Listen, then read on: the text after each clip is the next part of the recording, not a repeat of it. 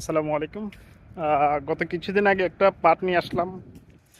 View আলহামদুলিল্লাহ প্রায় ৩,৫০০ হলো।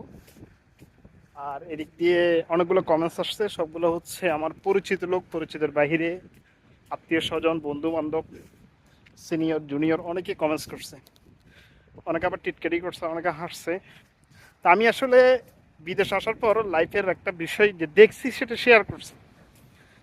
আর আজকে যেটা বলবো যে ফ্রি ভিসার কথা। আবার ফ্রি ভিসার কথা বলার আগে আমি এটা বলতে চাচ্ছি যে আমি যে খারাপ আছি তা না, তবে আমাকে মানা নিতে কষ্ট হচ্ছে। যে এই যে আবহাওয়া, এই দেখেন প্রচণ্ড রোদের মধ্যে হেঁটে আমি ভিডিওটা করতেছি। যে এই জিনিসটা মানা নিতে খুবই কষ্ট হবে যে বাংলাদেশের সব কিছু একরকম, বিদেশের সিস্টেমটা হচ্ছে অন্যরকম। বিদেশের যে প্রচণ্ড রোদ, এখানে কোনো ছায়া নাই, খুবই কম, হালকা দুই একটা গাছ পাবেন, আর না হয় প্রচণ্ড রোদ। যে সুখের অনেক চাকরি বিদেশে আসলে, দেশে আসলে এগুলো কোনো চাকরি না। বিদেশে যে পরিমাণ চাকরি, যে পরিমাণ কষ্ট, যে পরিমাণ পরিশ্রম, সে তুলনায় কিছু না। বিদেশে যারা প্রবাসী তাদের টাকাটা একেবারে হালাল। দেশে যারা কাজ করেন তাদের টাকা হারাম সেটা বলবো না, তাদের টাকা হালাল। তবে বিদেশেরগুলো একবারে খাঁটি রক্ত বিক্রি করা টাকা।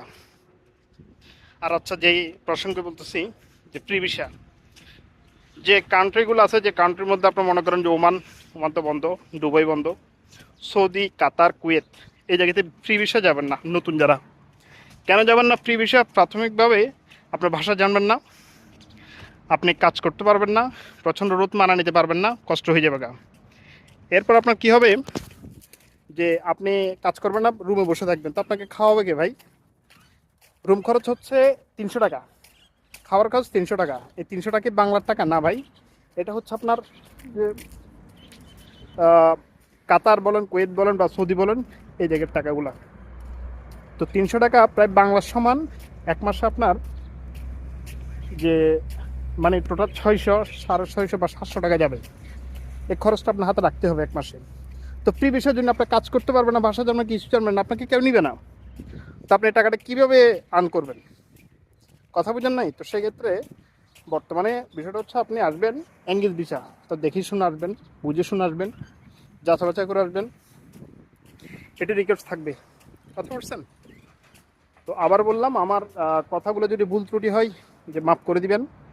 যে আমি আসলে ছোট্ট জ্ঞান থেকে কিছুটা শেয়ার করছি, যেটা আমার লাইফে হচ্ছে, দেখতেছি, এই আর কি। তবে আমি ফ্রি ভিসা না ভাই, আমি হচ্ছে এঙ্গেজ ভিসা, যে আলহামদুলিল্লাহ ভালোই আছি। কথা বুঝছেন? তো এখানে আরেকটা বিষয়, যে বিদেশ মানে যে টাকা তা না।